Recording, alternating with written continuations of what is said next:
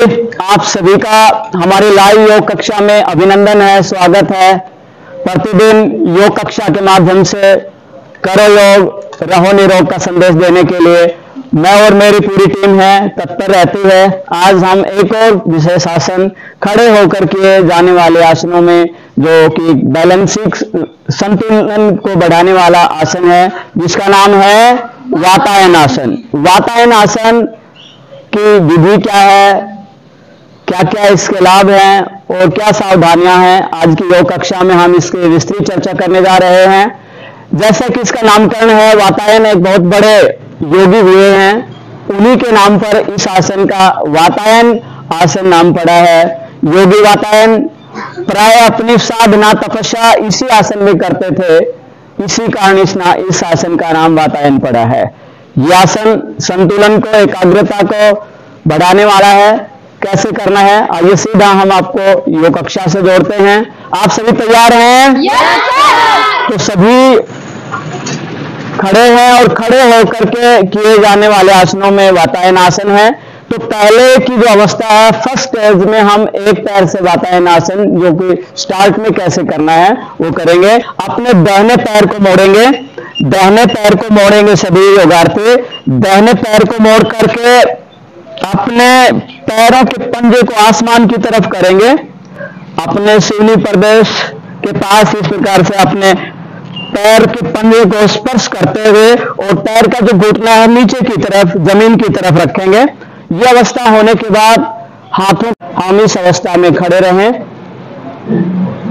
ये पहली अवस्था में हमें वातायन का अभ्यास करने से पहले इसका अभ्यास करना चाहिए।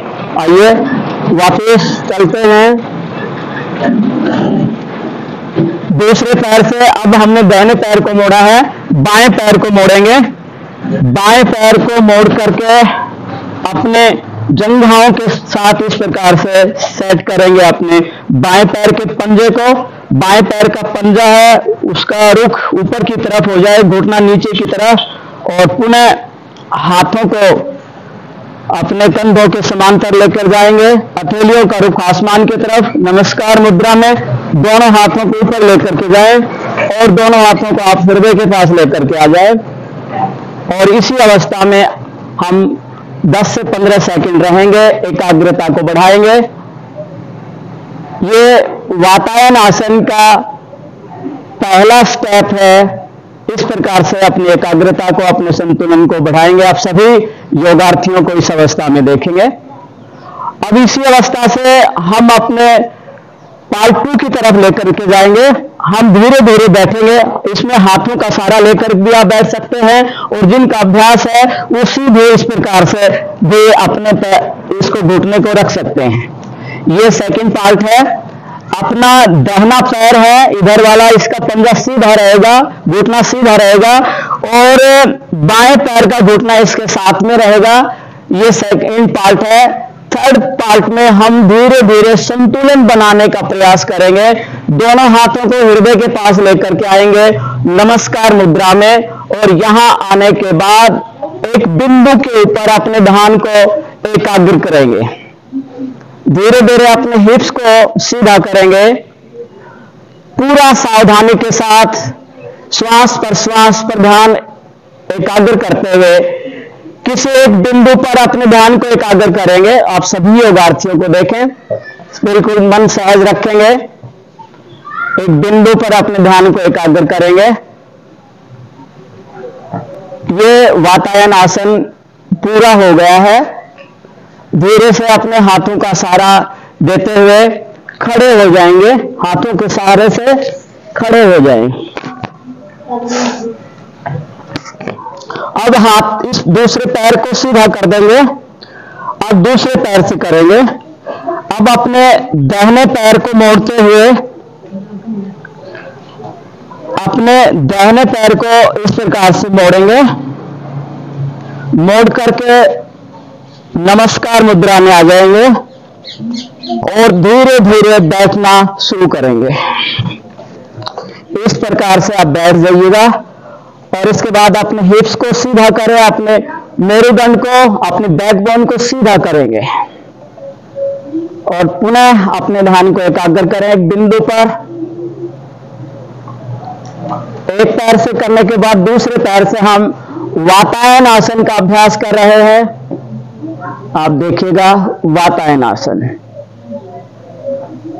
पूरे अपने हाथों के सहारे से खड़े हो जाएंगे।